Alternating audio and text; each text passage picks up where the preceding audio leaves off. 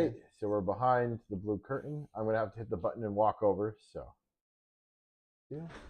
Oh my God, embarrassing. I'm gonna have to put this over here, and hopefully we'll. Oh no. Hopefully we'll be able to see the chat from across the room. Oh, you know what? We can do it on our phones. Oh, okay. I you can do it wasn't on thinking your about phone it, because but- my phone's. Oh yeah. That's perfect. Hold on. Fuck. As we are live, and I realize that we can do chat from my phone. I don't want to visit the site. I want to get on the app. Oh, there we go. Look at us go. Oh my God. This is our very first live stream. Yeah, or our very first live in-person stream, right? That's true. Yeah. I mean, we've been live for a long time, but we have never actually sat down together on the podcast that we've been hosting together for the better part of a decade. Yeah, right? Oh, man. Okay. Well, hello, welcome to some Derps Talk About Games. I'm your co-host, Mango. And I am your co-host, Buddy. And today we're going to talk a little bit about the Derpies for 2024. But before we do that, Buddy, you want to tell the folks at home what it is we do on this podcast? On this podcast, okay, we like to talk about games. But I imagine, actually, that we're going to end up doing Derpies about all kinds of things. This always happens. We have a million different kinds of Derpies, I guess, categories. I don't know what to look. Do I look at the camera? Do I look at? Yeah. I feel like we're supposed to look at each other. Yeah. But also at the same time, I want to look at the camera. Yeah. I guess I'm talking. I was talking. I was mentioning before we started the stream. It's like why you do one camera. Like if I had a camera there and like a camera here, right? We can kind of look at each other while looking at the camera, right? As opposed to this kind of like thing. But people at home that don't know, the way we do the Derpies is first we start with 3 Game of the Year awards: games as sport, games as art, and games as game of the year. And then we go to self-created categories, and we'll trade off. Right? I forget who starts, but you'll name a category, you'll name a pick. While you're explaining your pick, the other person will think of their pick for that category and go. And so we'll see how it goes. I might be a little short on extra topics this year. I also said in the Discord announcement, and I want to hold true to this, if people in the chat, we have the chat on my phone. Oh, yeah. If people in the chat want to suggest categories for us, I would be down. Yeah, absolutely. User-generated categories, and also save ourselves from having to, Yeah, absolutely. 110%. Yeah. Okay. Well, listen. Where do you want to start? Where do you want to start this year? Well, we start with games as sport, typically, right? Okay. Do you have a game? I have an answer immediately because I only played this. This is like my confession. I felt like I only played games of sport this year. My pick for games of sport, which I feel good about because I feel like for the last 6 years, all I've said is Hearthstone and World of Warcraft. My game of sport for this year is Helldivers 2. Oh, that's an interesting answer. Obviously, Helldivers came out, and it did not last long in the lexicon. It burned bright, but it burned hot. Okay, and I did return to Helldivers the other day because they announced this new burned faction. Twice, right? Yeah, exactly. Yeah. And they announced this new faction at the Game Awards.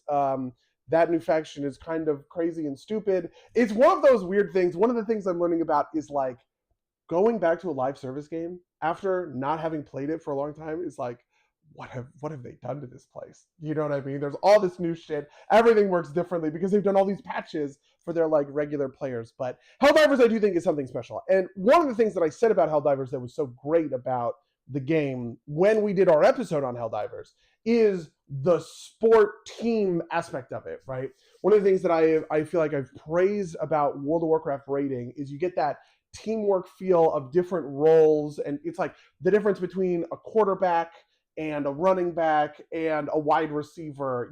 There's something about that kind of team sort of synergy. Helldivers absolutely delivered on that, and it delivers on that in a pretty unique way in these elongated matches where you're covering the whole map, you're going after all these bonus objectives and everything. And I guess on top of that, it has a fun coat of paint because the lore is neat or whatever. So Helldivers, that one was a really easy pick for me, actually. That was I was gonna say my sport pick was also super easy for me, and it's the game that I've been sinking a ton of hours into. Is Deadlock. I wanted to say it. I wanted to be yeah, no, absolutely right. It captures for me that skill aspect from a hero shooter, along with kind of the long, kind of more drawn out aspect that you get from a MOBA that I really enjoy. I dipped my toes back in this year, technically, for just a moment into League of Legends, and it just kind of didn't grab me in the same way. Some of the stuff that you were talking about is right. It's you go back. It's my first time playing in 8 years, and it's what is a Renata Glask and what is an Akshan, right? Like, which are two of the heroes, right? I don't understand any of this. Why does the map look different? But on top of that, it's just kind of like this top down perspective. You don't get the same movement stuff that you do with Deadlock, which has a ton of movement tech, which is part of the thing that makes it feel so good to me, right? Like I enjoy the kind of dash jumps, the I haven't mastered wall jumps yet, but the kind of air dashes, double jumps, all that kind of stuff just feels really good to play, and it feels like there's a lot of area for mastery that you don't necessarily get in, or rather, I'd say a lot of different avenues for mastery that you can build out. You've both got your shooter skills and you've got your MOBA skills, and that's just been super enjoyable for me. I think the heroes are a lot of fun. I'm hopeful that it kind of keeps on. Like, everybody loved it for a while, and I feel like the population's dropped off. Technically, it's still in beta or alpha, so I'm not too worried about that. But I've just been having a ton of fun with it, and it's probably the game I've put the most hours into that's not WoW, and maybe even beat out WoW this year.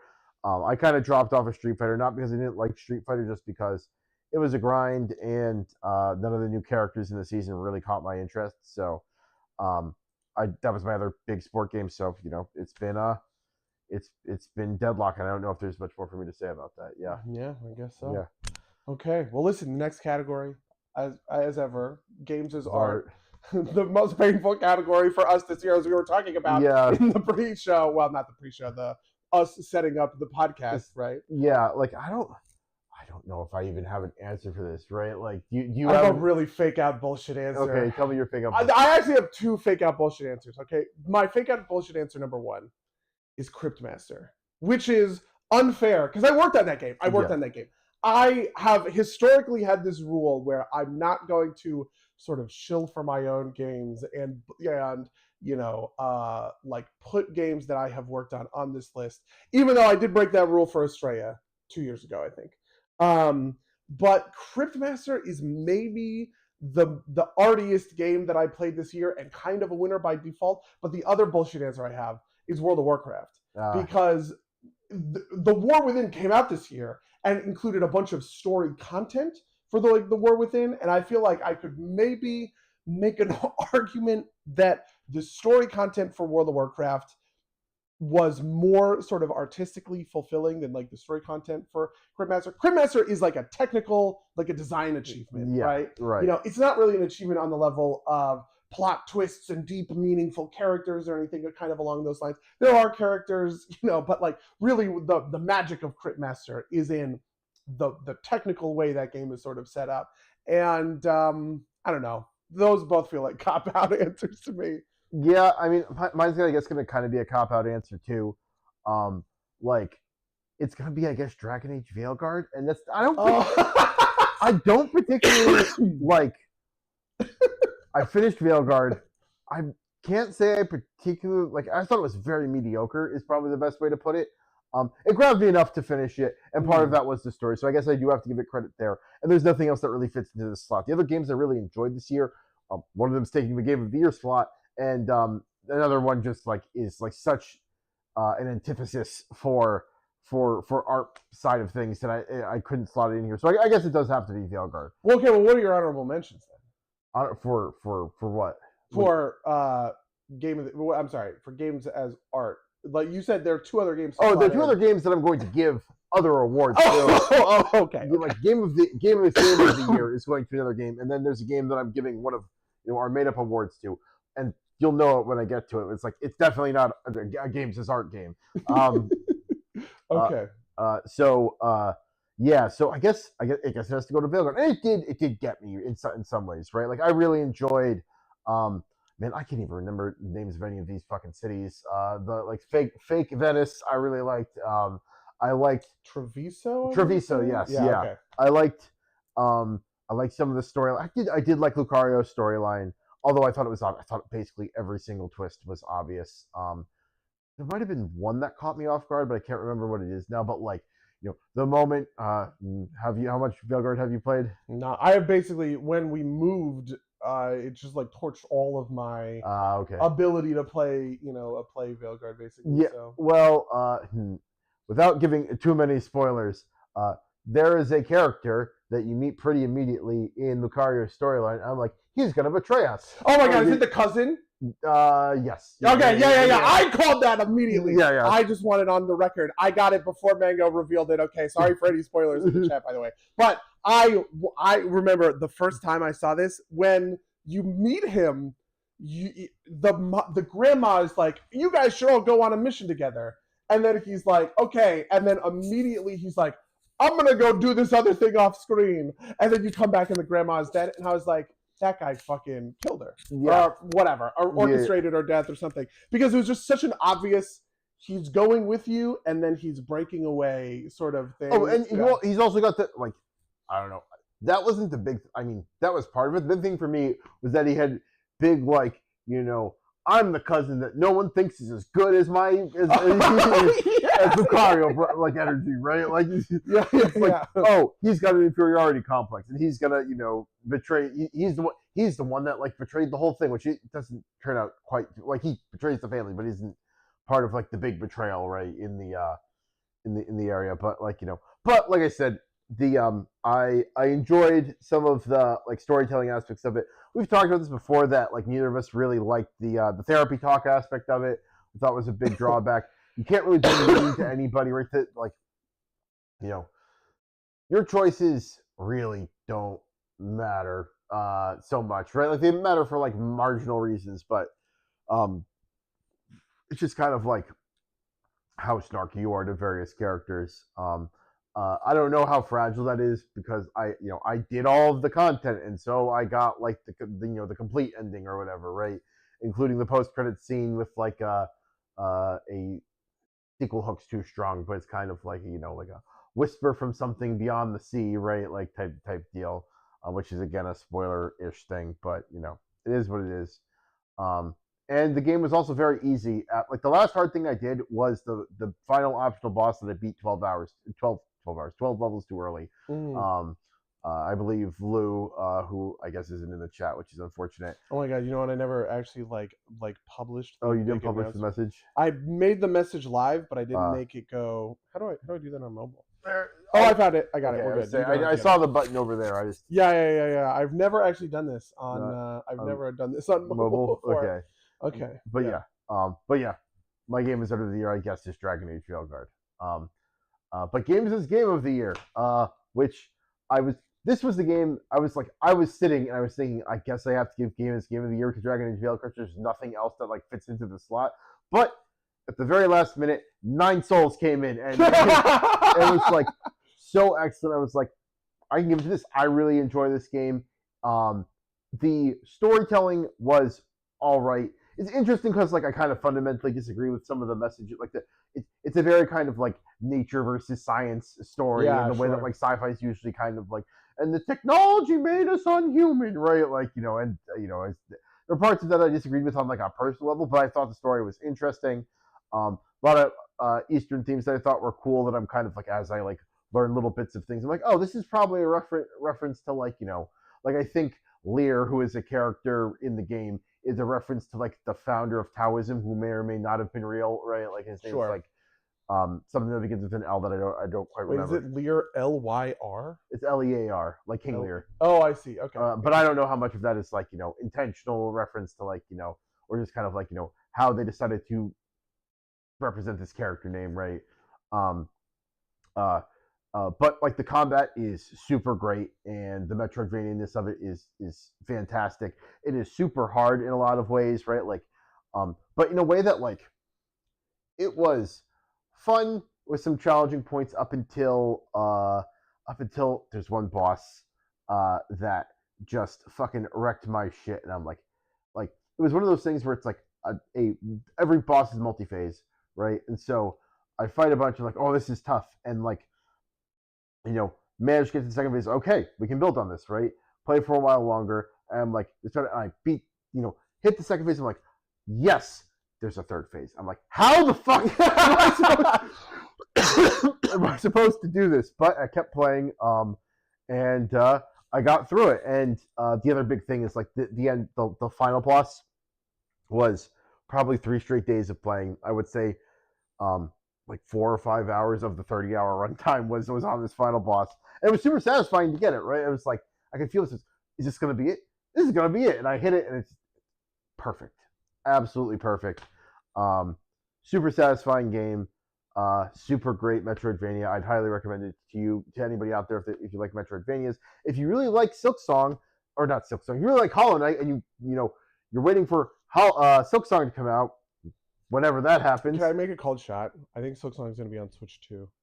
That makes sense. I can believe that. That's my if hot take. I could see it. It would be brilliant if in like the direct next week, it's like, and launch title for the Switch 2 is Silksong. That's exactly what I think is going to happen. I don't know. This is not like Buddy, who works in indie game development, publishing, has some like inside scoop. I have zero inside scoop. Everyone is always calling shots about Silksong, and they're always wrong. Okay. I just have a fucking feeling that like they are going to be like, good Silksong. You know what I could see happening is in the trailers next week for the Switch 2, there's going to be Silksong in like the reel, right? Like it's like one of the things, and everything's gonna be like Silksong, and it's still not gonna come out. Yeah, they're just gonna do like an update or something. Yeah.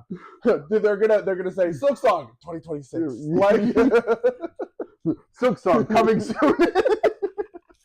That would actually be really funny. That would be mean, but it would be super funny. Oh man, yeah. But we'll see. But yes, that's Nine Souls. Highly recommend it to everybody. Buddy, what is your game of the year? Can I have a really bullshit answer? I have a super incredibly mega bullshit answer. Go for it.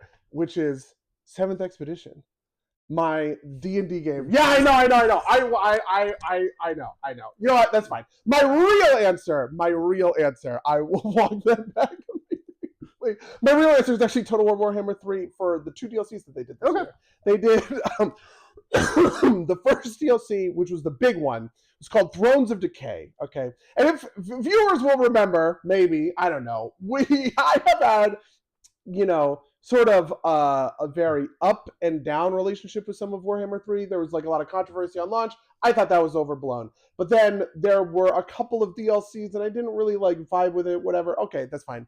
Then there was a really sort of titanic fall of a DLC called Shadows of Change, which caused a huge gamer blow up. And I am a hater of gamer blow ups. Everybody knows. I am almost always going to be the person that's like, you know what? I work in the game industry and I think players have a really bad, like gamers have a bad frame of mind. There is a lot of sort of like, there's a lot of people who think of game companies as like, corporate villains from a 1980s movie or something. I mean, there's a lot of people in the world that think of all like companies as corporate villains. Sure, yeah. Movie. But if there has ever been like a gamer blow up that I have been on the side of, it's the Shadows of that DLC was bullshit, right? It was really nothing more than a huge price hike and a huge drop in quality. Basically, what had happened was, for those who don't remember, I'll give the history lesson. What had happened was last year, they put out an excellent DLC, the Chaos Dwarves, a whole new faction, 3 legendary lords, all the rest, right? And then they put out Shadows of Change at the same price point, but it was essentially one of the Warhammer 2 DLCs that was $10, and that price point was like $25. So it was like 150% price increase, or like plus 150%, I guess. Yeah. And it was just not, the characters were not fun or interesting. And earlier in this year, they released a big update to Shadows of Change. They added a bunch of stuff to it. They were kind of like, you know what? We get it. We're sorry, right? Then Thrones of Decay came out, and Thrones of Decay was awesome. I watched that trailer about 1,000 times. It had the Thunder Barge in it, giant floating airship with a bunch of dwarves shooting shotguns and drinking beer and cannons and all the rest of it. And then the real clincher for me was the end of this year was Omens of Destruction, which is,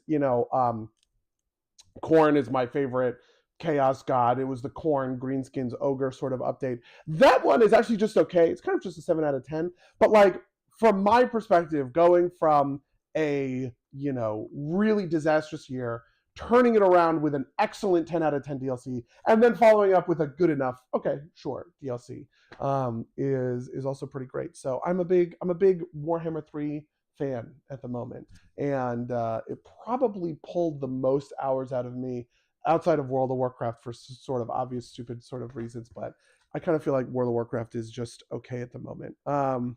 So yeah, that's my game of the Awesome. game, All right. game of the year. All right. So now we're gonna get into like the parts of the Derpies that are special, which is our own kind of custom topics. So I've got one to mind. You want to go first? You want to go second? I don't mind. Who just went? Did I go first? No, you went first. So I have to go first. Yeah. Okay. So my first custom topic.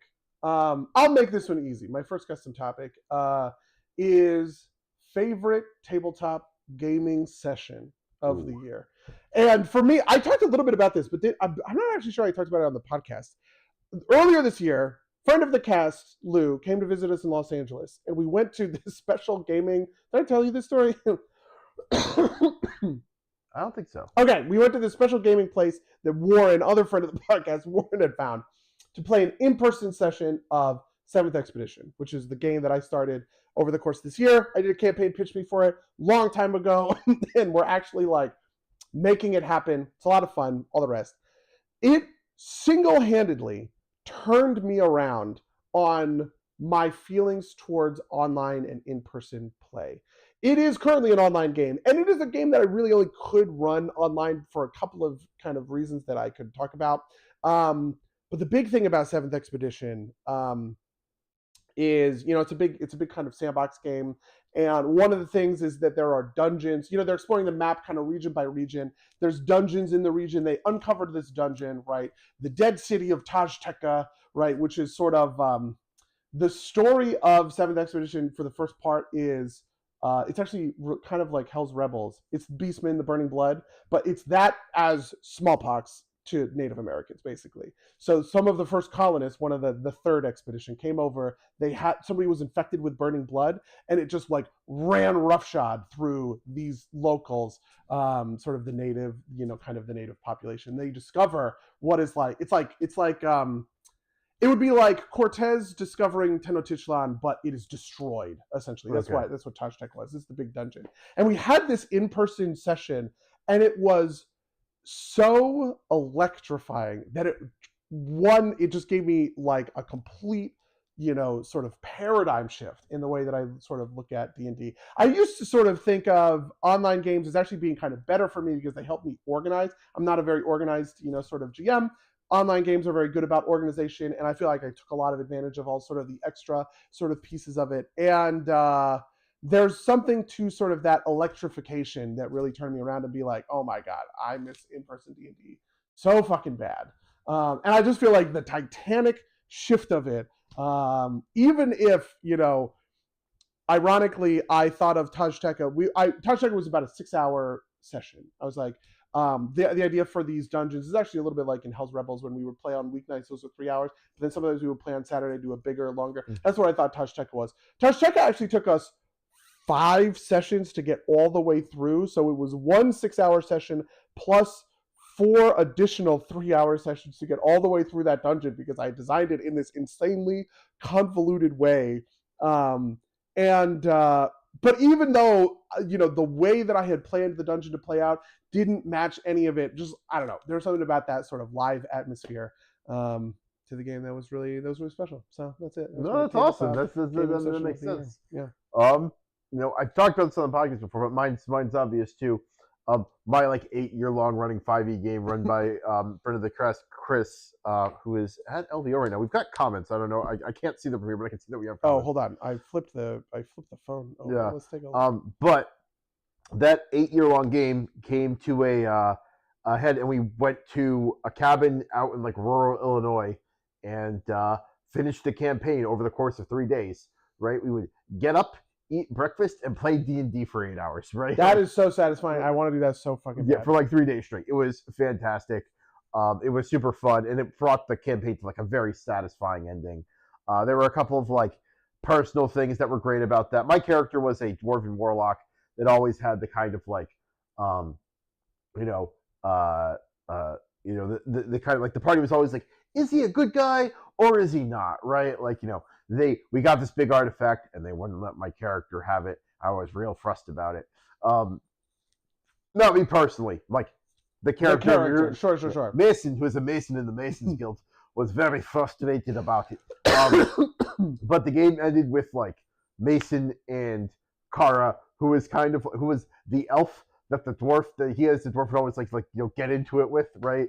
Um, and he was like the basically the guy that we thought was the big bad was just kind of like we had assumed he was a big bad, but like there was just like corruption in his organization. Turns out he was actually had the best interests of everybody in mind. He was like up until it's like no, he's lying to you. He's terrible. And like we had interacted with like some of his underlings and like no, he's actually a pretty good guy. It's like no, he's deceiving you. You guys are all right, right? Like don't go to this place next week or whatever, right? Like that level of thing. And then eventually realize, oh, not terrible. And so my character ascends to godhood. Another character who's like, I'm not letting him ascend to godhood by himself, right? Like I'm coming with you. And so very sad. And then the final encounter was just so epic. It was we had trapped an elder black dragon in the Shadowfell. And I forget what the mechanism was that brought her back, but like essentially we were like fighting her echo, and so there's this young black dragon that attacked us, and we're like, but it was obviously Lady Sable who was this dragon that we had trapped, and we fight her for a while, just down to half health, and then she grows into an adult dragon. Then we fight her to half health, and she grows into this giant dragon, and this is in person, and the DM just like walked over to a suitcase and bring back increasingly large models for us to fight with. It was so good. It was so good.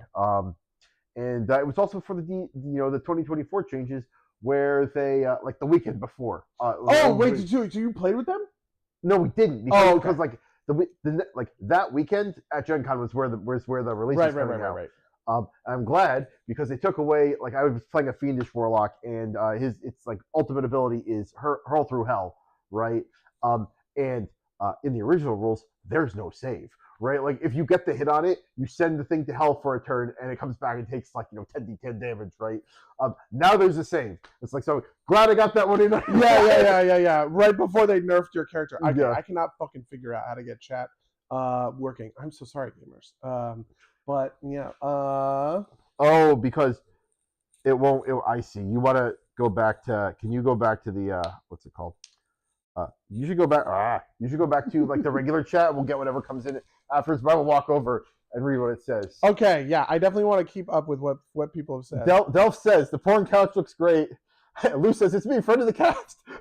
Which pay attention to us. Lou says she appreciates Zangief staring at us. That was actually a gift from friend of the cast, Monik. It was like a birthday present. He sent me this knockoff Lego Zangief portrait, but. Okay, so what I'm going to do, we're just going to reload the whole thing. And hopefully that will, no, don't send me back to the beginning. How do I get live? Whatever.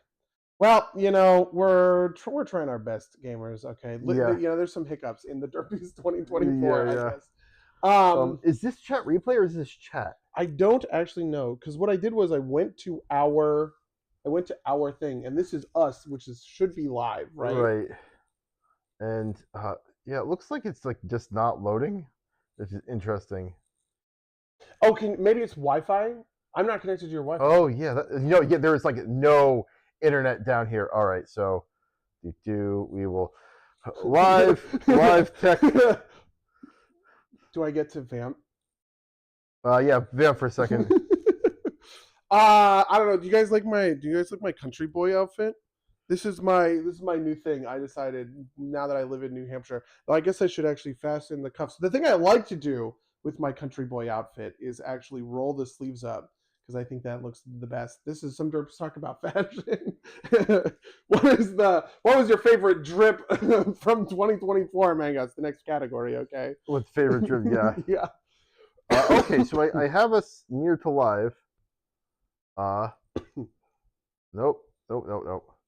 Here, you get us back. I connected you to the internet, and it was like actually playing something. But okay, well, let's get live. Okay, we got it. We did it. Fucking scruff ass podcast. Is it too chilly in Mango's basement? Ah, yes, New Hampshire, famous home of the country boys. Yeah. It's funny thing is that like when I first moved here, I would like scan through the radio stations. So many country stations. Like people, I'm pretty sure a lot of people here, especially in the more northern part of the state, like to think that they are like, it's in the mountains of Tennessee or something. Yeah. You know, like Florida, it's like the more north you go, the more south you get. That's actually kind of true here too, right?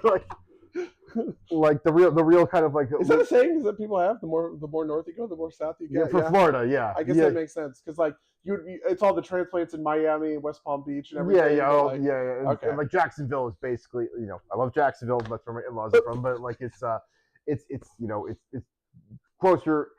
I feel like Jacksonville is closer culturally to like, you know, Atlanta than, you know, it is to Miami or something like that. Okay, fair enough. Well, it's time for my category. Okay, it's time for your category. I'm going to say, or my category is best mobile game, and I'm giving it to Balatro, which is the other game that I was like, I want to give this an award, but I can't give it best game as art because like that would be so inappropriate. But Balatro, for those that don't know, is a poker-based roguelite, extremely addictive. I played it for a while on the PC when it came out, but putting it on mobile just like made it so perfect for like train rides. You know, or like when I'm when I'm somewhere where I don't want to like bring my whole handheld console, right? Like commutes or whatever, and I want to still be able to play something instead of just watching a video or whatever. Balatro is perfect for that, right? It takes too much attention for me at least to play while I'm like listening to a podcast, so I really have to kind of want to do that as opposed to, doing it as kind of like a secondary thing. I have other games for that, but it's just it's so addicting, right? Like the way that there was somebody said that like Vampire Survivors was designed by a guy who knew how to do who like his job was like programming slot machines, right, or like designing slot machines, and you could tell because of the way that like Dubers like all booped off. And I get the same feeling from Balatro, right? Like, you know, you play things and it goes like, you know, as the points go, there's like pop, pop, pop, and like fire and like, you know, just nice, like, you know, feel good enough to like really dig it into, like, oh, I need to get more points. And it's super highly iterable, and it's also one of those games. It's like there's some roguelites where like it can be a while before you get a good run. Yeah, it is relatively easy to get a good run in Balatro, which is nice because it's also like the way I tend to play roguelites is I play until I get a good run and then I put it down, right? For at least for the session. And it's relatively easy to get there with Balatro. So it doesn't feel like, you know, you played a while for nothing, right? You get a good run, you put it down, and you go do something else. And that's my probably my top mobile game ever at this point, right? I was about to say, yeah, I don't know that I could. I want to give it to something else, but I literally don't think I played any other game on my phone this year besides Balatro. Yeah, well, you know. So you have anything to add to it? Have to. What do I have to add about Balatro? I don't know. We did episodes early this year about roguelitification, right? You know, and which is one of the, you know, in my endless sloganeering where I want to invent stupid buzzwords that I get to use all the time.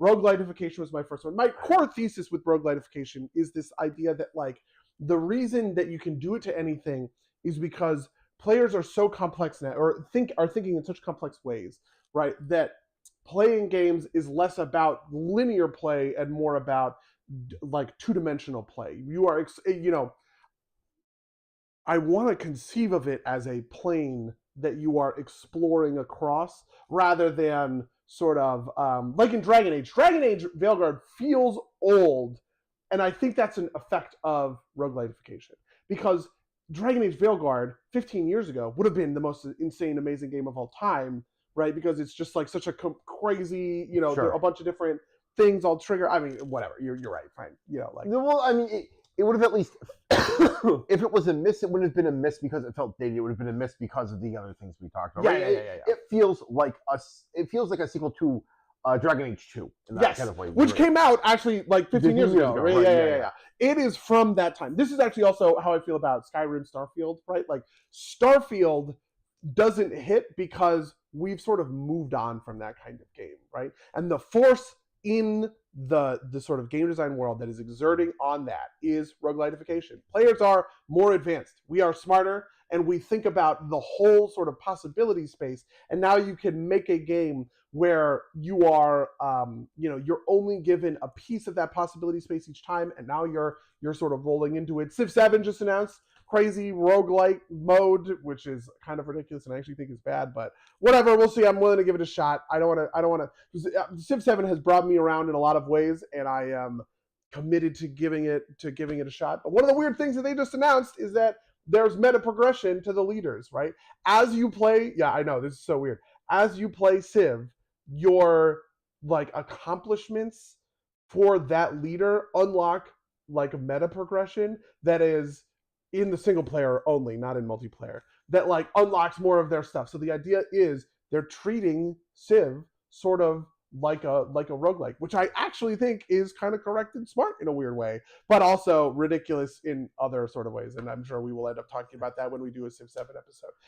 But that's interesting because like, no, it's interesting that you say that because like I'm thinking about it. It's like Crusader Kings actually kind of works like that because like the heritages are kind of like a meta progression for your leader, which regenerates every time you die. Yes, Right? I was actually just thinking about this because I've been playing Crusader Kings recently, and one of the things I was doing with Crusader Kings was you know, like you are trying to set up your sort of dynasty, right? And like all of the different sort of things. It feels like a roguelike.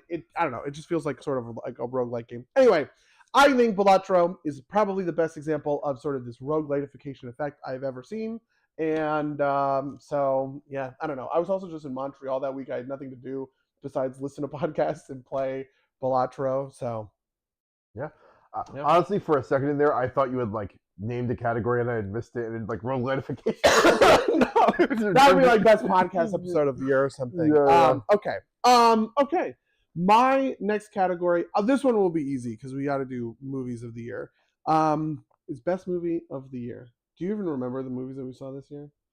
I haven't. I have my answer just because like I can't remember half of them, but like, but I know the one that it's going to be because there's a clear winner. Yeah, so there are two for me that are the contenders, and I'm sure everybody at home who are deep fans of, you know, some Derps talking about games will understand my unending love of Timothée Chalamet and Denis Villeneuve in Dune Part 2, which came out in like March of this year or something like that, right? So I'm sorry, but every time I hear Dune 2, I just think of like it's like a meme. It's a picture of a redneck. It's like, yeah, I like Dune 2.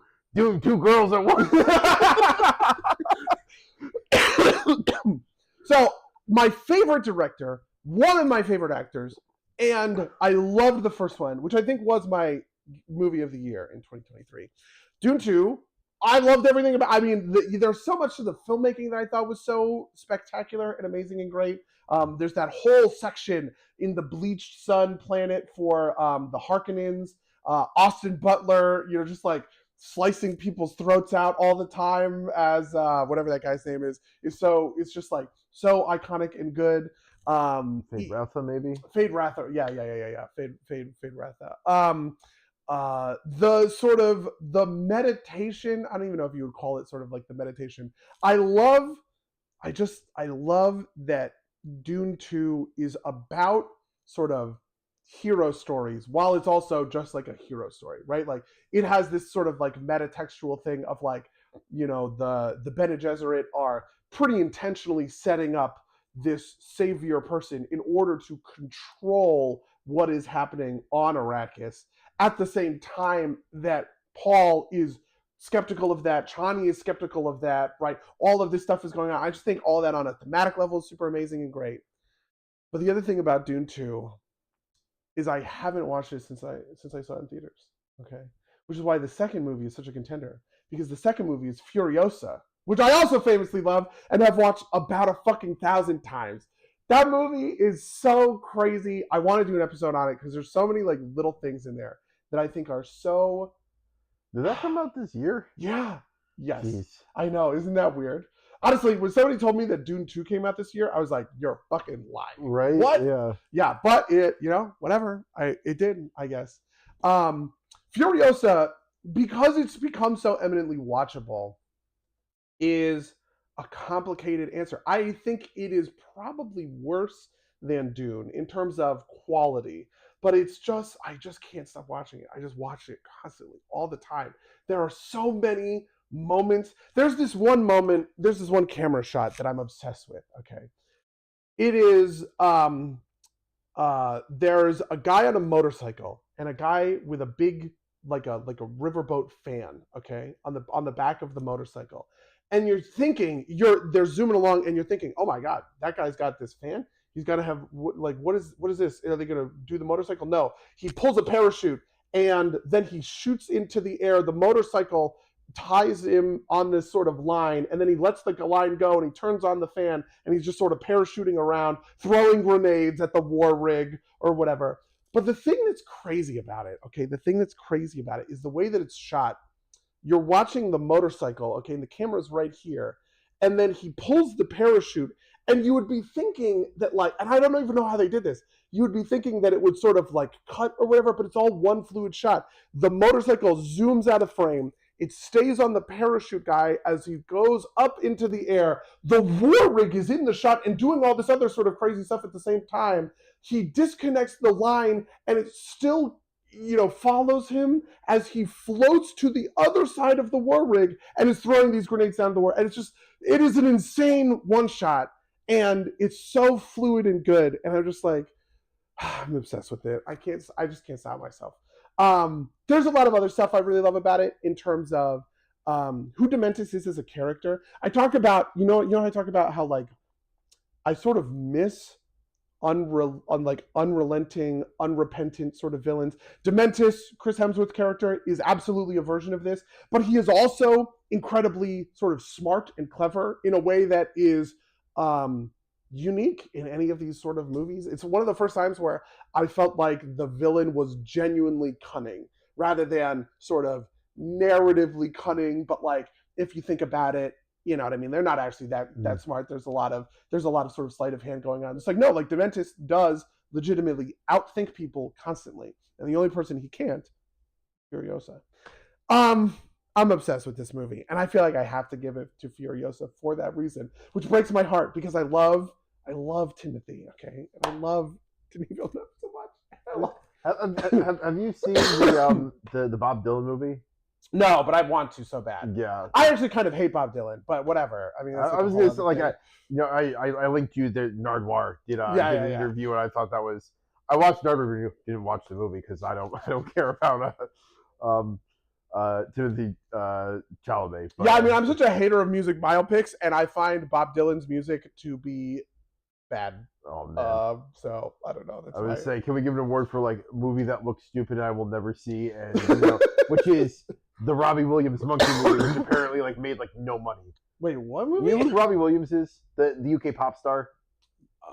No. Should I know who this is? No, he famously never attached in America, right? Okay. Enormous pop star in UK, never attached in America. They did a biopic of him. The conceit of the biopic is that in the biopic he's a CGI monkey. And it's the stupidest looking thing I have ever heard of. And oh wait, I think it's a chimpanzee. Yeah, okay, never mind. I do know this movie. I did not know. All I know is it's the dumb monkey movie that everybody thinks is fucking ridiculous. It's a musical biopic, right? Of a real guy? Yeah. That's insane. He's a monkey? Who made that decision? I don't know. I'm so sorry. I must have peeked the shit out of the mic. I'm so sorry, chat. Okay. I don't understand. But I do know this monkey movie. I did not know any of the backstory to any of that sort of stuff. Anyway, what's your pick for movie? My pick for movie of the year is I liked Dune a lot. I have my quibbles with it because of the way it diverges from the book. So I'm going to give it to another movie that I really, really loved, which is Nosferatu. Oh, yeah. See, I haven't seen Nosferatu yet. I haven't seen any of the big year-end movies. Wicked, Nosferatu. What were the other ones? Sonic 3. Oh, my God. Craven the Hunter. Craven the Hunter. Oh. I actually really liked the trailer for Craven the Hunter. I thought I would like it, but then the reviews were dog shit. So yeah, I was. Oh my God! You know what though?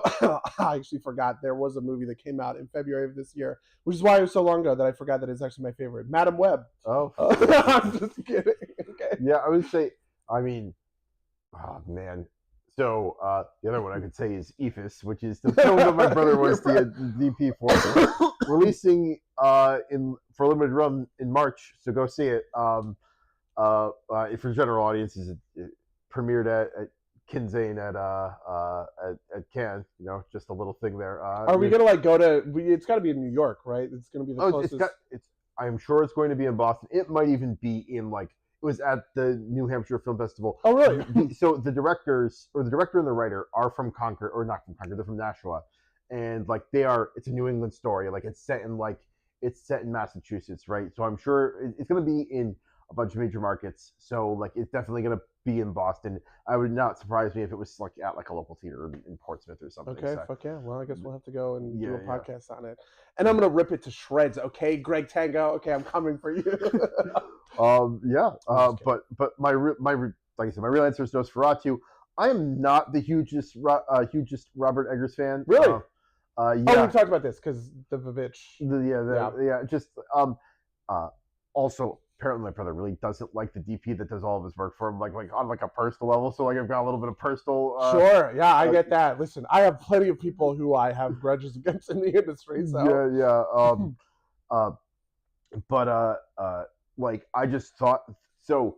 The movie really in the lighthouse. I thought was weird and a little pretentious, but it stuck with me, right? Like I wanted to go back and rewatch The Lighthouse. Probably will with Caroline at some point, just because I thought it was unique and interesting. The Nosferatu, like, is approachable as like a normal movie, right? Like it has like a plot line that you can follow, right? It is, Nosferatu, famously a Dracula ripoff.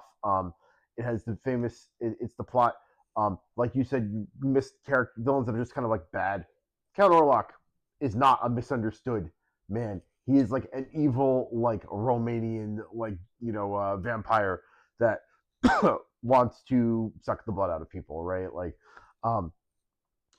the characters are all pretty well realized. There's some missteps, right? Like I think that like there's the secondary family, which is I forget what the actor's name is, but they're like basically the main character's rich friend basically doesn't like he's there because he was in the original film, but isn't really like his storyline kind of like putters out and it's not doesn't really serve a huge purpose. The one doctor's he's the father from The Witch. I thought was really good, and then I love that guy. He has the greatest voice. He's the voice of that guy Diablo. Oh, really? Yeah. Who's the not Mephisto? No. Not Lothar. I know who you're talking about. He's the guy who replaced the guy from I can't remember the name of the other. Deckard Cain is who you think it is. It's the guy who replaced Deckard Cain because he was at the end of Diablo 3. He was the young Herodric guy who like whatever, and then at the beginning of Diablo 4, he's really old. You're right. And he shows up and he kills that deer or whatever. But that guy has an insane voice. He has the most insane voice. It's like the deepest voice you've ever fucking heard in your life. Yeah, and then Willem Dafoe. I love Willem Dafoe's character, right? Like, is he Count Orlok? No. Okay. Count Orlok is Bill Skarsgård, who also does an excellent job. Interesting. Okay. And he has a very distinct voice and way of talking.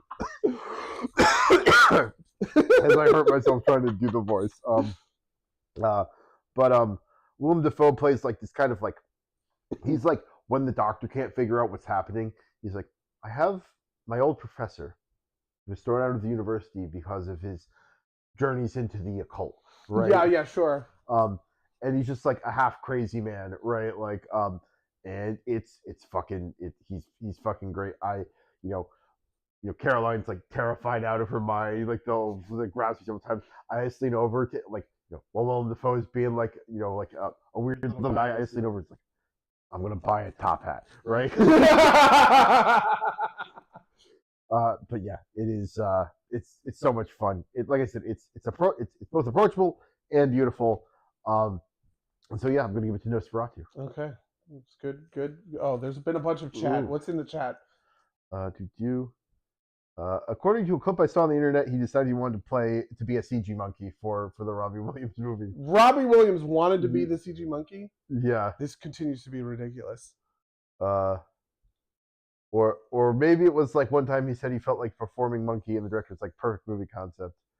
For what it's worth, Robbie Williams was a one-hit wonder in the U.S. I wonder what the one hit was. Yeah, I mean, I know the there's like the waterfall song. It's like and down the waterfall, but that's the only like I got that song like I got a techno remix of that off of LimeWire when I was in like Okay. 8th grade. Okay. Oh man. Oh man, I cannot. Hold on, I need to walk over and ban somebody. Ah! Okay, well, listen, while you're doing that, chat, I want to remind you guys, okay, you can select categories for us to ruin our lives, okay? Which is maybe the weird way, but like, I don't know. There's gotta be good categories that are on my honestly, I feel like there's gotta be good categories that we've done in previous years that I'm not thinking about. But you know, whatever. Who knows? Sorry, my batteries are falling out of my heated socks. You have heated socks? Yeah. With batteries? Yeah. I'm so jealous. I'm in my grandpa shufflers. These are very LA shoes, you know, zero padding, right? You know, just like a flat rubber sole, right? Yeah. No, I mean, I have been this year. I got into, Derpy for best shoe. No, I got into like zero lift shoes, and so I've got some like flatter shoes over there. But these are the LL Bean slippers. Live in New England, you should get yourself a pair at some point. But, the first thing I did was I bought these little special moccasins. Yeah. But these socks have wires in them and little USB-C power banks. I'm kind of afraid they're going to burst into flames at some point because there's some cheap thing off of Amazon, but they've worked well so far. You know what? Listen. Okay, what's your next category? All right, I'm sorry. Is it mine? It's yours? No, you did movie, so it's okay. Mine. Yeah. Kind of in a similar vein, best I'm going to say best long-form YouTube video, which I'm going to give to Defunct Land's History of Animatronics, which I thought was fantastic. An hour and 45 minutes, and I gotta check my YouTube for this. That is a great question that we do every year, and I don't have an answer off the top of my head. Yeah, so I'll talk about this for a while. So the first, I would say 20 to 30 minutes is just the history of animatronics, right? From the initial Egyptian puppets that the Egyptian priests built puppets of their gods that the priests controlled and claimed to be divinely inspired, all the way up through French mechanical contraptions, and then obviously the big frame of this, because Defunct Land does theme park stuff, is Disney animatronics, and he goes through the history of them, starting with I forget exactly what he's starting with, what they're exactly starting with, but there's the simple ones, right? Like the It's a Small World things. They're just kind of moving things, and the Jungle Cruise ride from the Safari. Yeah. Which are mostly things on cams. They're single points of articulation, and talking a little bit about how they're how they were built. But the centerpiece is the pitch and design for Lincoln, right? Because he's the first president, and there's this proposed Hall of Presidents. It's a bigger attraction. I can't remember the name of it, but it's what eventually becomes the Hall of Presidents, and it's proposed. And they had to build so much technology to get to it that it gets proposed, but it doesn't get finished for a while. In the intermediary, they build a tiki hut as it's a restaurant, and it ends up containing all of these animatronic birds. And so he goes through how they go through all of doing the animatronic birds, which are super complex in their own ways. And how they go through the different technology, like how the initial animatronic control was film reel that the guy just painted silver lines on, right? And that was read by the film and used as a control signal. And that worked, but it was too weird. So they eventually moved on to control tapes, right? And then they moved on to multi-headed, it goes through all the technology, and it's super great. And then he goes through all of how they built this Lincoln, this Lincoln animatronic for the World's Fair, right? And all the while, the guy just does great explaining, along with this perfectly wonderful dry sense of humor. One of the early animatronics is a flute player, right? And part of this flute player is that it is real human skin on the fingers for the flute player, right? And the reason I remember it is because he says and it was a flute player with real human skin on the fingers. It's and it was controversial, partly because there was real human flute skin on the fingers, right? And just very dry, very flat, very funny in a perfect amount for what is otherwise a serious documentary.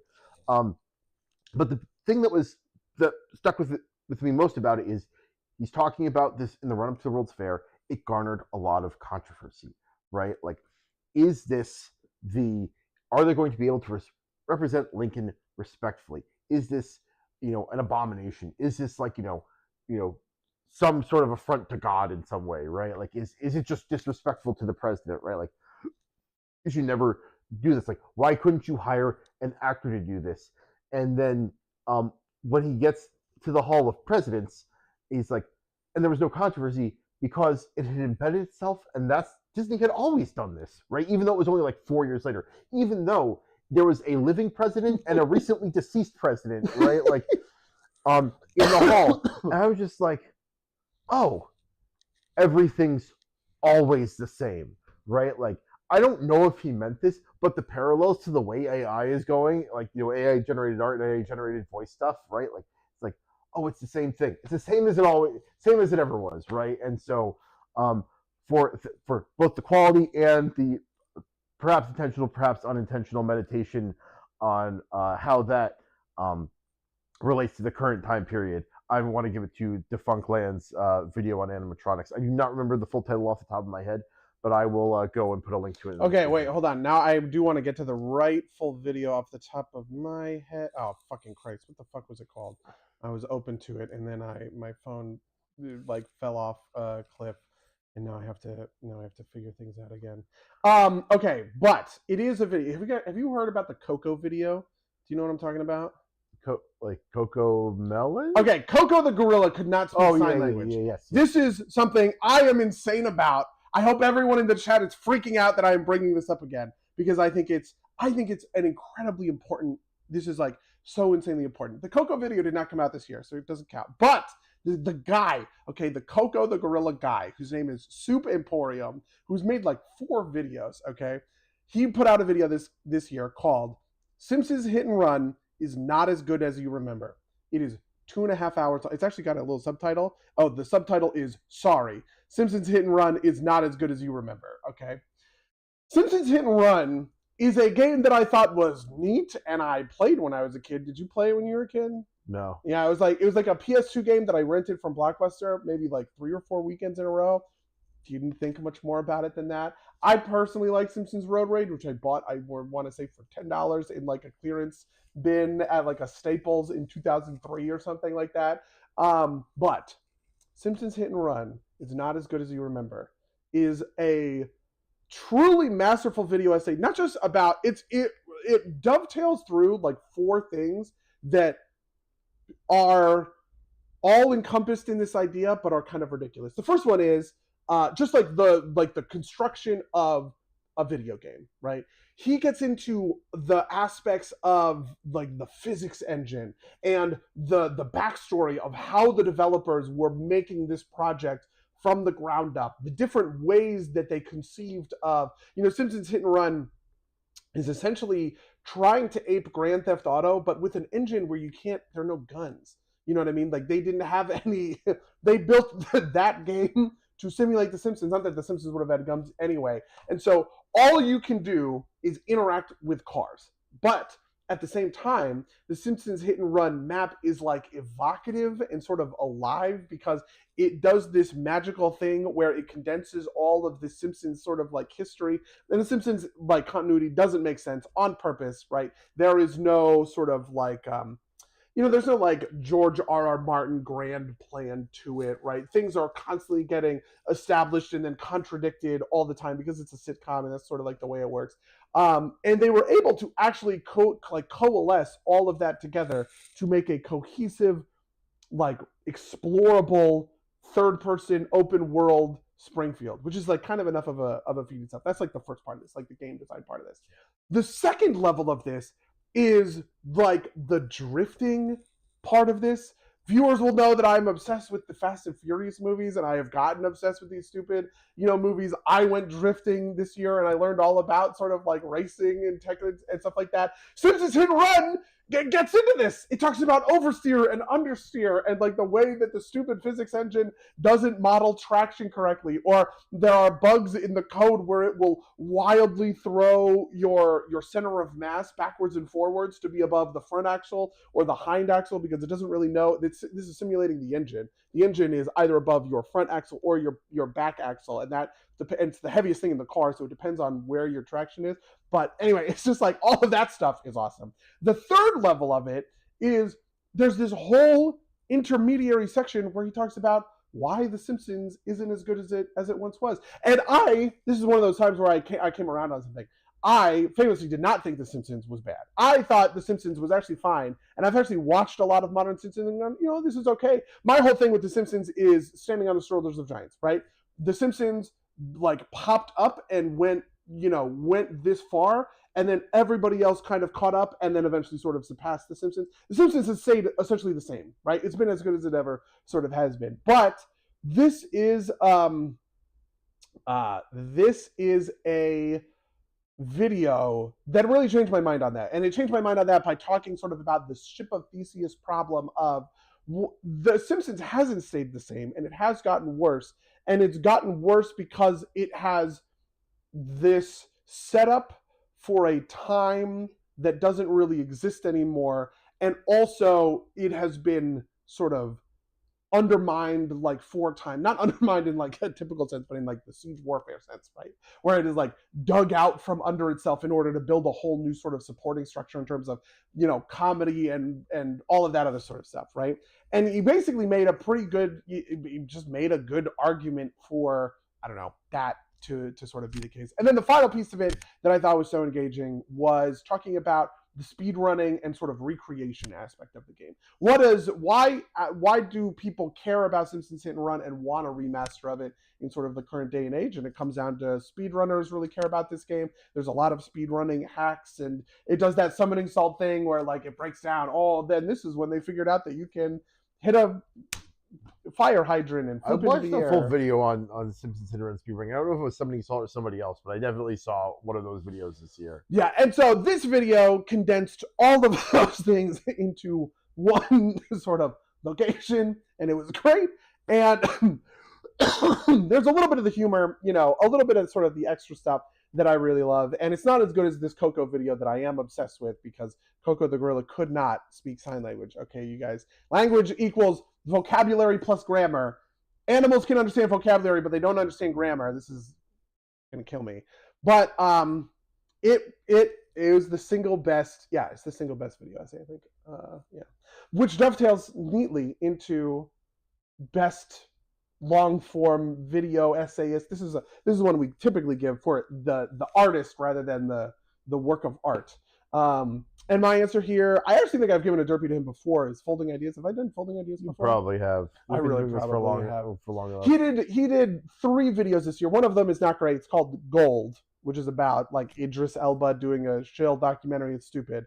But then he did 2 other ones that were both very good. One that came out literally a couple of, I think I want to say in like the last week of the year. Honestly, it might even be technically a 2025 video, and I'm just misremembering when it came out.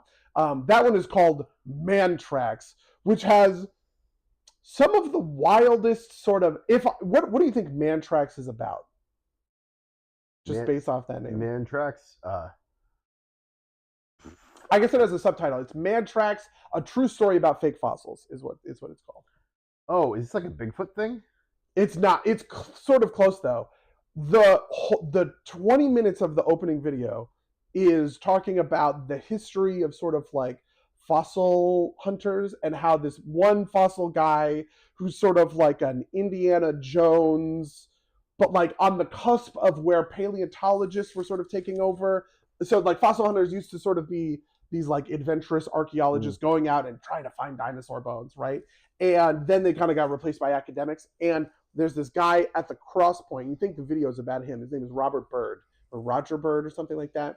And what he does is he goes out and he finds, based on just like hearsay, this little stretch of a river in Texas called the Paluxy River in Texas, which has a really unique sort of sediment foundation of limestone, sort of sandstone, like dirt, kind of, but like sandstone, limestone, sandstone, limestone, sandstone, right? And what happens is dinosaurs walked in the limestone when it was just sort of lime clay, and then it hardens into limestone and then gets covered and protected by the sandstone, right? And there's this really small town called Glen Rose, Texas, where like they have these like fossils or whatever. But the reason it's called man tracks is because creationists who want to convince you that the world is 6,000 years old or whatever made a whole cottage industry out of carving human footprints next to the dinosaur footprints and then using that as evidence that dinosaurs and humans lived next to each other. And so that video is great. And then he also did this other video that was amazing, which was called I Don't Know James Rolfe. James Rolfe being the angry video game nerd. Yeah, I think I actually watched this one on your recommendation. Oh, did you watch it? I believe so. I think I had it on a second monitor, so I didn't pay the closest attention to it. I have watched this video maybe 1,000 times. I think it's worse than Mantrax, and I think it's worse than a bunch of other like YouTube videos that have come out this year. But also, it's just a deeply compelling piece of like, it's maybe one of the most sort of ambitious video essays, I would maybe call it, in terms of sort of performance. And it's weird to say this about a video essay, like mise en scène, right? Like he's recording with different kinds of camera. There's this whole bit towards the end where he's like, I made a little 1/8 or 1/12 replica of this room that the angry video game nerd did. And I think the duology of it, which is what the whole video is about, where he is sort of dissecting the angry video game nerd and being like, this guy's kind of a fucking fraud and an idiot, right? But the whole end of that is sort of this insecurity of like, you have to admit to yourself that you're not a filmmaker either, kind of thing. And I think that's sort of shitty and pretentious. I don't know that I agree with this thesis. I think Dan Olson thinks of himself as a better video essayist than the angry video game nerd. But sort of the going down that track is, I don't know, it's interesting and fun on its own. So there you go, Dan Olson, you nailed it. Sean Munger, I love you. Honorable mention, but you won the Derpy last year, so I feel like it's unfair. So what are the parameters of this exactly? Is it essay? Is it video essayist? Like does it have to be like something that's strictly a video essay? I want to include podcasts somewhere else if you're thinking about podcasters. No. So I'll lay it on you. Is that, and this might be a stretch because they're not exactly video essays, but okay. My top two. There are two things that are coming to mind for like the YouTubers that I've appreciated most this year as Red Letter Media. But specifically for like the best of the worst stuff, which really isn't a video essay. It's mostly them watching bad movies and making fun of it. You know what? That's fair enough, right? Did they do good bests of the worst this year? So part of it is I went back and watched a bunch of them, so I can't remember which ones were this year or not. So what I'm going to give it to, this is even more of a stretch, is the Auntie Donna is part of a larger Australia. If you guys don't know who Auntie Donna is, they're like an Australian stand-up group. Okay. They are part of a larger skit comedy group called Grouse House, and it's basically kind of imagine like a Dropout but Australian. Like that's kind of like the vibe I get off of them. But they've done this for a couple. They've done the previous season, but they did another season this year of what's called the worst guessing game in the world. And what it is have you ever heard of like the improv game, which is like Party Host or something like that, or Party Guests? So the idea is one person plays the host and then they walk away, and then you assign the guests all personalities, right? Like, you're like a 50s housewife. You're like, a tech bro from Silicon Valley, right? And then the host comes back and the guests have to act out their characters and the host has to guess what the characters are. This is a fun improv game. It takes like 10 to 15 minutes. What they do, what the worst guessing game in the world is they give the most insane character traits that are like 5 levels deep and like multiple ones to these 4 people, and it takes them like an hour and a half, and somebody usually has like a breakdown in the middle of it trying to figure out what by the end of it's like, I want this to be over, please. That actually does sound amazing. That actually does sound awesome. Actually. Yeah, it is so fucking funny, including things like one of the character, like, what, I forget which episode it was, but one of the characters was like, okay, so one of your traits is every time they make a guess, you have to say you're so close, and then if they say, oh no, if they say that's one of your tricks, you say, no. You have to say it like, no, it really isn't part of it. You're just so close, right? Like you have to, like, there's like a bunch of meta ones like that. They're just like so stupidly infuriating. Funnily enough, that specific one they caught because they know how this goes, right? They caught onto that one pretty quick, but like it's like insane stuff. Like you are like like you're like inside. Like what I think it was like you're like one of the characters from inside, but you don't know what you are inside of, and you're actively wondering about what you're inside of. And you stack this on top of like some other ridiculous nonsense, right? And it is a riot every time. And so that was like, that was the thing that I think I enjoyed watching the most year. So I want to give it to Grouse House for that. Grouse House. That's a great answer. Yeah. Okay, is it my category or is it yours? I believe it's my category. Oh, wait, hold on. Are there any? Let me check the chat real quick. Yeah. Are there any categories? Mango make more of a dad noise standing up. My man peeking the mic with the sound of his knees. Favorite podcast. My favorite podcast this year was the Indie Dev Hour. Go fuck yourself. Okay, you're coming to our podcast and we're not your favorite podcast. Wow. I'm just totally kidding. I assume favorite podcast besides Some Derps Talk About Games. Yeah, my favorite podcast is the Some Derps Talk About Games podcast, which you can see on Thursday instead of Monday for whatever weird reasons. Yeah, we might have to move off of Mondays for I don't even know. Yeah, it's on Thursday because we don't have Raid tonight. Because we don't have Raid anymore because we killed Artsrec on Tuesday. Well, this one's obvious for me. I've already talked about The Rest is History. I've talked about The Rest is History on the podcast. Yes, you have. The two historians. Yes. If there is ever a podcast, okay, to drive across the country to and just think a stupid number of hours into, absolutely, The Rest is History. These two British fucking historians are just the greatest. I'm not even going to go much more further than that. I was listening to it on the way over here because I'm deep in their series on Custer, which they are making fun of because it was supposed to be a 4-part series and it ended up being 8 parts. And that's only because they only covered Custer in the 8 parts and are now doing a 3-part addendum to cover Sitting Bull and Crazy Horse or whatever. And it is the thing I actually appreciate the most about The Rest is History, especially because as I've gotten into sort of like Sean Munger, this like historical debunking, sort of myths, right? One of the things that I learned this year in history, like in my diving into history is like how many like easily repeatable myths there are about history because kind of nobody does the CGP Grey kind of like research, right? So for instance, smallpox blankets is an example of this, right?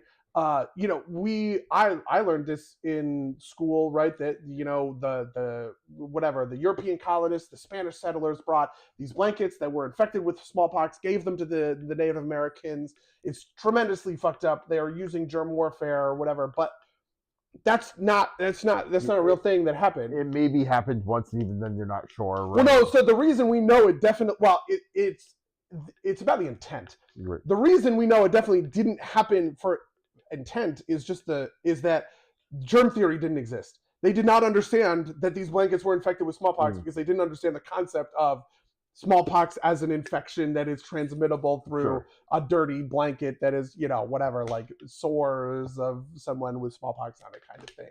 And it's like, there's been a million of those sorts of things that I feel like I have learned. And The Rest is History does this magical thing where they do that stuff, right? But I think the reason that people fall into these sort of traps on like a historiographical level is because it makes narrativizing the history easier, right? Like you get to kind of smooth over some of these details about people's lives and turn them into kind of half mythical figures. This is like a Foucault. This is how Foucault looked at history kind of thing. The Rest is History does this amazing thing where they are able to preserve that narrative while at the same time debunking these kinds of sort of myths about, like the characters that they're kind of covering. So you still get the kind of there's this Shakespearean tragedy to Crazy Horse, the guy who is part of the sort of Indian army that kills Custer at the Little Bighorn, right? You still get that sort of Shakespearean death that this guy suffers, but you also dispel all of the bullshit that is surrounding, them and the Lakota and why they're doing what they're doing and how they're viewing things. Like one of the things I didn't understand about just this Custer stuff is the reason the Native Americans cared so much about the Black Hills, which is what they were fighting over in South Dakota, wasn't because it was some ancestral homeland. It was just because they had conquered it from a different tribe and wanted to hold on to their spoils, right? The Lakota had gone to war with, I think it was the Blackfoot, or maybe maybe it was like the Cheyenne tribe or something like that. They had gone to war. They had conquered this territory. They did it 80 years ago, and they didn't want white settlers coming in and settling on their conquered territory. And it's just like simple sort of, I don't know, simple sort of facts that are in support of larger narratives. Magic. I love it. The rest is history. There you go. My favorite podcast. Yeah. So there's a bunch of different ways you can go with this, because I listen to a lot of podcasts, but That's I think true. the one I'm going to give it to this year is World's Greatest Con, which is part of it's called Dog and Pony Show. It's like the guys that do, like, the one guy does a podcast called Politics. They do a show called Great Night. One of the guys is the guy who does the narration is Brian Brushwood. He has he's a couple different YouTube channels, like the Modern Rogue and Scam Nation. And he had a Discovery Channel show at one point. But the World's Greatest Con is about through various and sundry different lenses, different kind of big heists or hoaxes that have been pulled out through history, and it comes out sporadically. But like one of the first ones is about the Allies basically dumping a fake body in the water and having it wash ashore with fake information on it, and getting it to basically make the people who found it believe that it was a real fake body, to like seed bad information to the Germans. Another series of episodes is about people like cheating at game shows. And yet another one's about like the construction of Disney World, and basically Walt Disney like managing to get the huge amount of land that they got in Orlando when it was 10,000 acres of orange groves and nothing else, right? And it just is so well done, and there's so many good beats in it, and the storytelling is excellent, and it's always so compelling. I cannot remember for the life of me with the one that came out over Thanksgiving this year, but it was also very good. It slipped out of my brain at this point, but it is fun narrative, and anybody can get into it. You can pick up basically at any of the season points and just listen to it, and it gives a lot of detail. What was one of them about? Oh, there was one about do you know who the Amazing Randy is? Yeah, the guy who disproves. Yeah, he passed, but he big famous skeptic. Yeah. They did a whole series on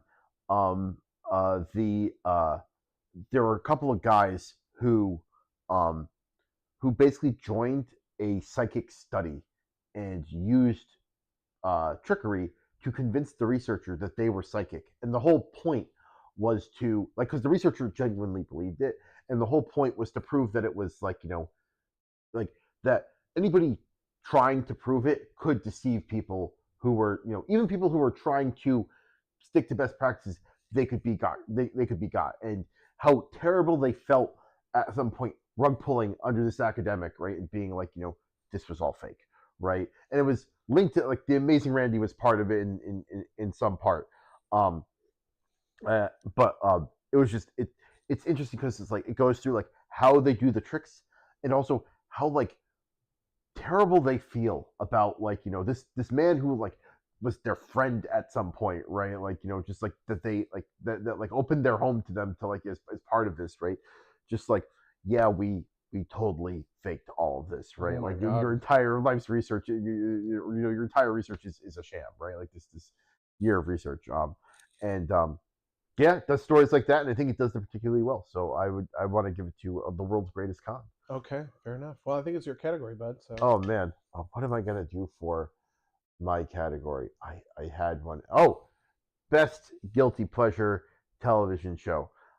because I have just finished another season of Outlander, which I know friend of the show Lou loves. And basically, at some point, we sat down and Carolyn was like, "I just want to watch something stupid," so we watched the 6th season of Outlander. There's another season out, but we have to get like stars or something to get that, so we're not doing that yet. But the 6th season is out on Netflix, and it is so dumb, but it is so much fun to watch. Just the characters are like stupid. They have sex all the time, and it's a plot point. And like what happened this season? The helper girl Lizzie, is in a love triangle with Josiah and Kezi, and there's a literal plot point in the season where it's like, she's with child. Who's the father? Josiah or Kezi? I don't know which one. And then she sits down with the main character, Claire, and describes how she was sick and they needed to rub an ointment on her body, and the twins came over. And it's like, well, I didn't want to get my shirt dirty, so the one took his shirt off, and then the other took the shirt off. And one thing led to another. And like, this describes this threesome. It's like, how could it be wrong, right? Like, it's like, and the part of this is also weird is that Josiah and Kezi are twins, right there. The point of the same actor, right? They don't like show the scene, but like and part of the plot involves Jamie, who's like the husband and like the most perfect man ever, like he's like you have to marry one of them, you can't marry both of them, and so it's like, and you got to do it because we're not going to have any more, like there's other problems on the land, and so like we're not going to have any more problems. You're going to marry one of them, and the other, and like we can't decide. It's like, you're going to draw a short straw, and then Kezi draws a short straw and he hand passes them, right? Like, Josiah, you need to leave until the child's born, right? And then the next plot point is they go to Roger, who's Jamie's son-in-law, and also like his plot arc is becoming the minister for this community. They go, before we leave, could you hand fast me to Josiah? And so he like the plot point is she manages to marry both of them behind Jamie's back. And the rest of the season about how like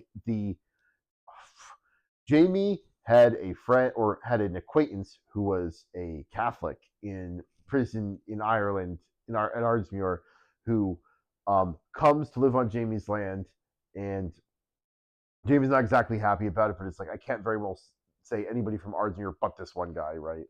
And they cause problems because they think Claire's a witch. And then also like his daughter's like a weird whore and like causes problems in the day. It's a lot of sex and a lot of weirdness and a lot of nonsense, but it's just fun to watch. And like, this is I believe I talked about this on the cast, but like last season, like Jamie and Claire fuck, and like the next scene is like her looking into a microscope, and I look at Caroline and I say, "Oh, Jamie, here's your cum," and then on the screen Claire says, "Jamie, would you like to see your seed on the slide?" What the fuck? Oh. Yeah. So that's a good one. Okay, I am gonna cheat a tiny bit because I really haven't actually watched all that much TV that I consider to be guilty pleasures this year. A lot of my TV watching this year has been like we watched The Terror when we got here. I've watched The Terror like a million fucking times. I watched all Better Call Saul again recently. I'm not guilty about any of that stuff. Yeah. But I do have a real guilty pleasure that is a lot like a TV show that I've been watching, which is a YouTube channel called Tom Dark. Have you ever heard of Turkey Tom? You know who Turkey Tom is? Yeah. You understand like commentary YouTubers? Yeah. Okay, so these are YouTube for the chat. This is why this is so shameful and a true guilty pleasure. These are YouTubers who just sort of comment on the drama of the day of other YouTubers. And Turkey Tom is one of these. He is maybe like 22 or 23. He's definitely got this like Zoomer humor going on. And it manifests in ways that are so funny to me, but are also like deeply kind of fucked up and cringe. So for instance, in he was on a big political live stream for the presidential election, okay? And his thing is that all of his merch says "Stop Gooning" on it. So he has like a trucker hat that says "Stop Gooning." He has a T-shirt that's like black metal font. It says "Stop Gooning" or whatever, which is all just like memes, right? He signs off these videos by saying things. God, this is so embarrassing. I can't believe I watched this guy. He'll sign off these videos and be like, so like and subscribe, and come back next time when I stick this up my butt, and then he'll just cut this. I find that hilarious. I laugh every time or whatever. Anyway, so he's on this political live stream, this presidential election live stream with Amaranth, the OnlyFans titty streamer, whoever. And I have nothing against Amaranth or any of this stuff, but he's sitting next to her in this "Stop Gooning" merch or whatever. And he's asking her these questions. He asks her to say, he's like, this is my brand. Can you say "Stop Gooning" for the camera? And she says, I don't think I can say that. And it's just that stuff is so funny. And he'll cover these absolutely insane and ridiculous dramas that are perfectly meaningless to my life. I don't care. I don't care about it. I've never watched Mr. Beast. The Mr. Beast controversy, I could tell you every up and down. Okay, the Dog Pack 404 video comes out. Dog Pack 404 accuses Mr. Beast of whatever, but then Mr. Beast does an interview with Oompaville. These guys have the most ridiculous names, where he exposes that Dog Pack 404 is actually just a really butthurt, employee who got fired, and then he leaks the the recording of when Dogpack got fired and how he begs for his job back or whatever. It's like, I've never watched a Mr. Beast video in my fucking life. I don't care at all about Mr. Beast, but I have watched truly an unhinged number of hours of video content that is breaking down the allegations against Mr. Beast and the Beast games or whatever. And it all comes through this Turkey Tom channel. It is brain rot. It is bad. It's bad. Don't watch it. I don't recommend you watch it. I'm sorry. Turkey Tom is actually a smart guy. He appeared on a podcast where he talks about why he does this and the way that he thinks about filmmaking. And he's actually a really smart guy about it. I would say he's smart about all this stuff, but he makes the dumbest content and I can't stop watching it. And so, yeah, that would be my answer for guilty pleasure. I actually feel legitimately bad. Don't look him up, please. Please don't. I would feel so embarrassed if you looked up and you were like, this is the guy that you spend all this time watching? Yeah, it is, but it is embarrassing. Anyway, are there any questions? Are there any from the chat? Do we get? Charles says, "What is this couch?" This is my basement in New Hampshire, Charles. If you're still around. Yeah, this is. Charles, come. Sure, you should come guest star, but you're only allowed to guest star on the couch between me and Mango. Yeah. Right in here. Oh yeah. Okay. Yeah. Right here. Mm-hmm. Come. Your old high school is right down the street. So That's true. Okay. It's my category, right? Yes. Okay. Shit, I actually had it, but I can't remember what it was because I was doing shtick. What have we done? So Lou said, "Is the snake bite is my favorite moment?" I believe the snake bite was season 5. What the fuck is the snake bite? Oh my god, no! Let me guess. A poisonous snake bites Jamie in his dick, and she has to suck out the poison. It's something like that, and it's not. It's not Claire. It's somebody else to suck it out. I can't. I don't remember it entirely. I do believe that was season 5, and it's been long enough that I don't care. But fair enough. Oh, you know what did happen this season though? Jamie's adopted French son, who is married to his non-adopted real daughter, who is missing a hand, becomes an alcoholic and has to get over his alcoholism because he has a third kid, and it's a dwarf. And the kids in the village try to they put the kid in they try and put him in the water because they hear that you think he's like a demon, and that if he floats, he's a demon. And so you have Roger back again, Jamie's son-in-law, who sees them put this kid in the water and leaps into the water and swims after this baby. And then you see the basket go over the falls in the worst CGI I've ever seen. And he comes out of the water holding his baby let me go.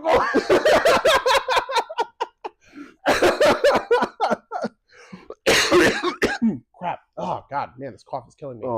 It was it's just so dumb and so perfectly dumb. love it so much. Anyway, sorry. Did you? Then I was thinking about this baby that floats. God, man, what was I had such a good next one for this, but I can't remember. You know what? I'll do an easy one. Biggest, maybe I'll call it biggest gaming sort of surprise of the year. This one, it's not the best game I played. It is not, it's middle of the pack, it's middle of the road. But I want to shout it out.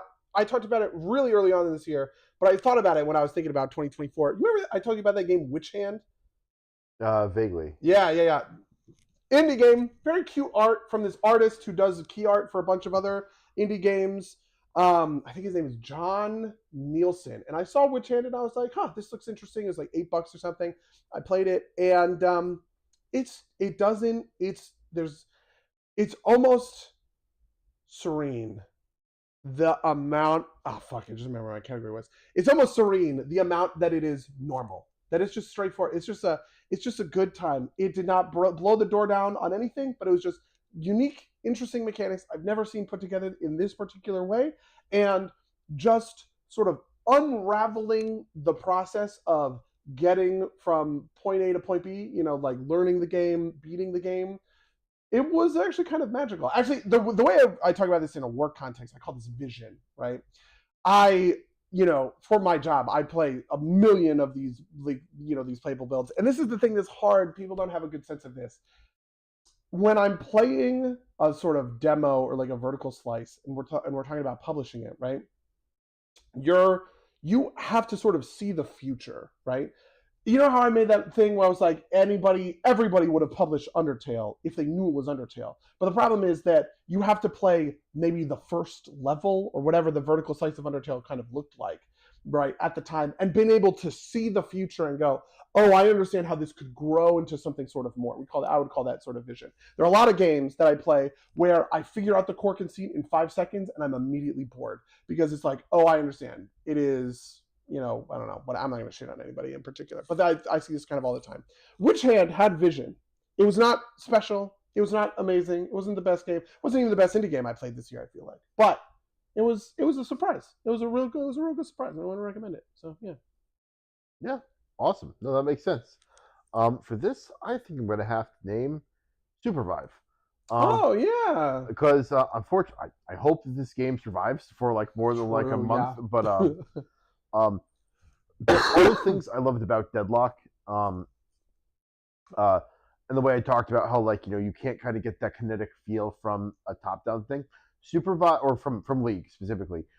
I would have said you can't get them from top-down thing, and Supervive proves to be wrong there, right? Like it has enough action and enough kind of like skill to it, and like even fancy movement that isn't as complex as Deadlock, but it's still super fun, and it kind of gets that like basically kind of gets that PUBG feel along with kind of like that MOBA style thing with as well as having like a high kind of level of skill and fun with it that I really like. I really appreciate. The camera has died. It looks like. Oh no! Did my phone die? Maybe your phone died. It's plugged in. Can you still hear us? The microphone's still connected, but it looks like my phone. My phone shut down. Maybe it overheated. I guess that's at about the hour and a half mark. Fair enough. Did you want to here? You want to come over here? I'll turn on the camera. We can close this out from. Move this over. We'll go to the splash real quick. Oh God, this is not going to work because. What's the easiest way to do this? No, we're going to go back to this, and we're going to add a. Is there like a webcam video capture device? No, I don't know. I cannot do this fast enough while we're sitting here looking at it. Okay, I will say I remember my final category. Okay, and you don't even have to go if we want to call it. But my final category, okay, is favorite drama from this year, which goes to, simply speaking, the Kendrick Lamar Drake beef. Okay, as a transplant to Los Angeles and who loves Los Angeles, I have to claim Kendrick as one of my own, I guess. And I'm a big believer that was super fun. That song. Okay, here we go. Let me see if I can get this to. This is gonna be like the worst thing in the world. This is the jankiest thing in the world, but I love it. All right. So yeah, you guys can see my, my fucking. All right, so yeah, can I zoom out? Yeah, let's zoom this out. This is. Well, I remember we spent so much time setting up the shot so that it didn't include the shoes and like the whole stairwell. Yeah, this is Mango's basement, everybody. Yeah, and you and everybody's looking at like my fucking Logitech software. Yeah. All right, so your big favorite drama. My favorite drama was the Kendrick Lamar Drake beef. Okay, Kendrick smoked the shit out of Drake. It was crazy. Not like Us is a banger. Okay, to make a party song out of calling another rapper a pedophile is like the greatest moment in whatever drama history. So of course I have to love it. So yeah. And favorite I don't know if I had any. What was drama this year in a realm that I cared about? That we killed Queen Ansarek without shiz. I'm sorry, buddy. That's not really drama. That's just something that happened. What's like drama that we haven't had any like drama in our friend group. What about in like D&D? Have you had any D&D drama? No, I mean I'm thinking about like gamer drama, right? Like okay. And like it's just like nothing that really attached to. We talked about this briefly, right? Like my favorite drama is like was it Chris Avon or what's his name? He's one of the previous writers for Chris Avalon. Chris Avalon, one of the previous writers for Fallout, I want to say. Yeah, but like that. So Avowed or whatever is coming out, and like maybe they were like actively discriminating against white people. That's hilarious to me. So. Oh, it's another good drama.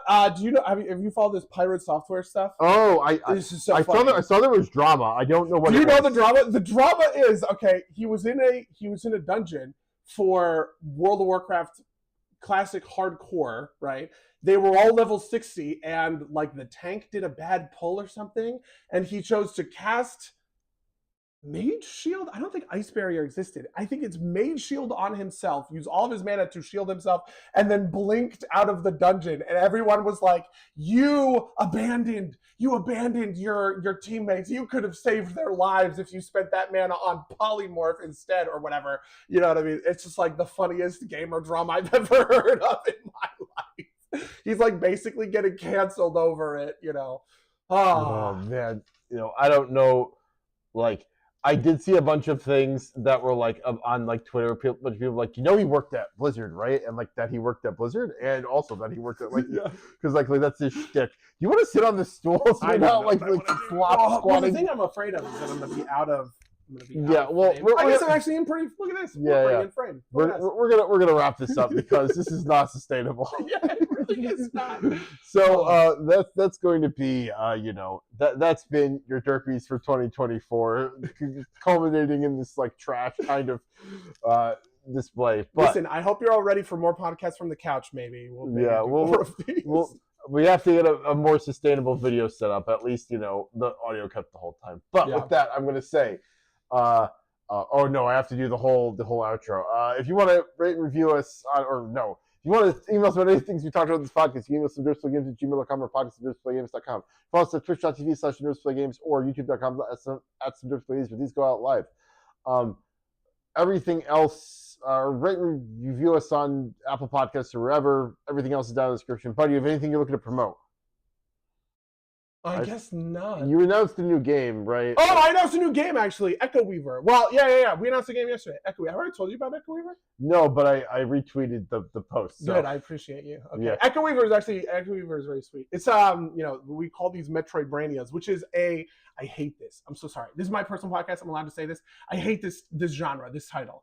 Metroidvania or whatever. But the idea is it's a Metroidvania where instead of getting upgrades, you just learn about how it's like Outer Wilds is like this, Animal Well is like this. Oh, like you always have the capability, but you don't know that you can do Yeah, it. it is so cool. This is like my new favorite like genre of thing, even though I suck at it so bad. We'll talk about it, I'm sure, like a down the line kind of thing. But yeah, I'm a huge fan. I'm a huge Echo Weaver fan. So check it out. Wishlist that bad boy on Steam. All right. Well, with that, I'm going to say until next time, dear listeners. Until next time, loyal listeners. Let's get out of this.